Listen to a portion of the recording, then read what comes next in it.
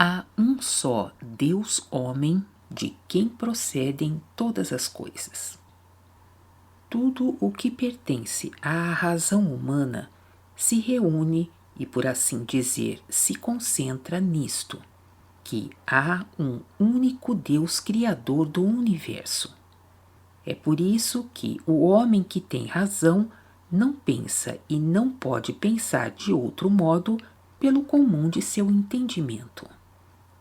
Diz a alguém que goze de uma razão sã que há dois criadores do universo, e descobrirás, de sua parte, uma repugnância contra ti, e talvez só pelo som da linguagem em seu ouvido. É, portanto, evidente que tudo que pertence à razão humana se reúne e se concentra nisto, que há um único Deus. Que seja assim, há para isso duas causas. A primeira é que a faculdade mesma de pensar racionalmente, considerada em si mesma, pertence não ao homem, mas a Deus no homem. Desta faculdade depende a razão humana no comum, e o comum faz com que o homem veja isso como por si mesmo. A segunda é que o homem, por esta faculdade, ou está na luz do céu, ou tira dela o comum de seu pensamento. E o universal da luz do céu é que há um único Deus. É diferente se o homem, por esta faculdade, perverteu os inferiores do entendimento. Este, é verdade, goza desta faculdade, mas pela torção dos inferiores voltou-se para um outro sentido. Daí a razão deixa de ser sã. Todo homem, sem que ele o saiba, pensa de uma assembleia de homens como de um único homem.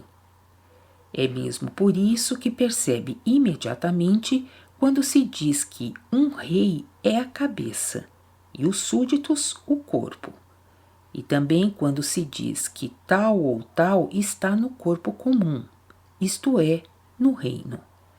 Dá-se com o corpo espiritual o mesmo que com o corpo civil. O corpo espiritual é a Igreja, sua cabeça é Deus homem.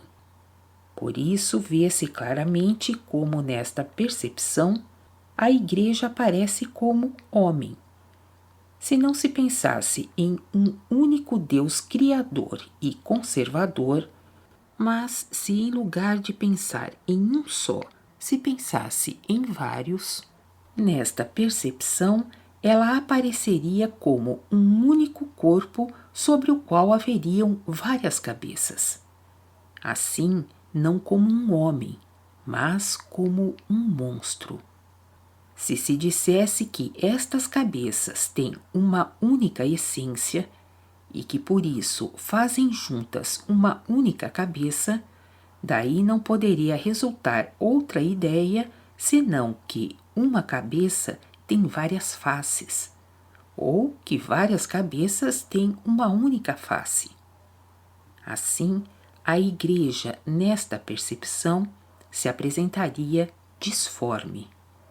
Entretanto, um único Deus é a cabeça, e a Igreja é o corpo que age pela cabeça e não por si, como acontece também no homem. Daí vem também que em um reino não há senão um rei, pois vários o despedaçariam, mas um só pode mantê-lo. Dá-se o mesmo na Igreja espalhada sobre todo o globo, a qual é chamada comunhão, porque é como um único corpo sob uma única cabeça. Sabe-se que a cabeça dirige à sua vontade o corpo que está sob ela, pois na cabeça residem o entendimento e a vontade, e o corpo é posto em ação pelo entendimento e pela vontade, a tal ponto que o corpo é somente uma obediência. O corpo nada pode fazer senão pelo entendimento e pela vontade, que estão na cabeça. Do mesmo modo, o homem da igreja nada pode fazer senão por Deus. Parece que o corpo age por si mesmo. Por exemplo, que as mãos e os pés, agindo, se movem por si mesmos, e que a boca e a língua falando se movimentam por si mesmas.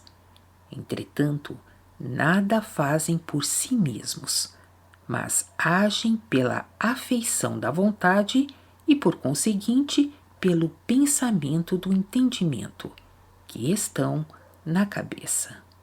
Pensa agora, se sobre um corpo houvesse várias cabeças, e cada cabeça fosse independente quanto a seu entendimento e à sua vontade, este corpo poderia subsistir?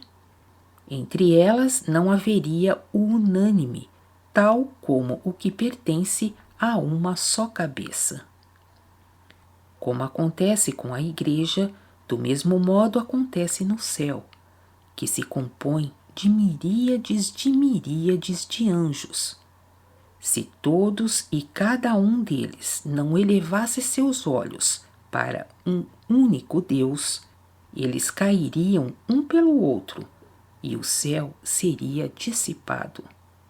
É por isso que, desde que um anjo do céu pensa unicamente em vários deuses, ele é imediatamente separado, pois é lançado nos últimos confins dos céus e cai.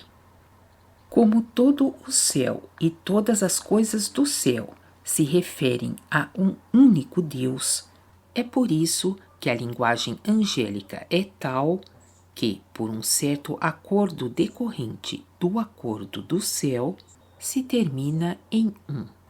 Índice de que é impossível aos anjos pensar de outro modo que não seja em um único Deus, pois a linguagem procede do pensamento.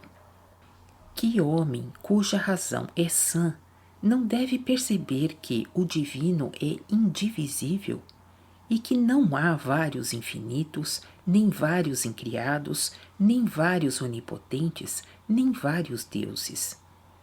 Se algum outro, privado da razão, dissesse que vários infinitos, vários incriados, vários onipotentes e vários deuses são possíveis, desde que tenham uma mesma essência, e que assim é um único infinito, um único incriado, um único onipotente e um único Deus, acontece que uma mesma essência não é uma mesma coisa, e uma mesma coisa pode estar em vários?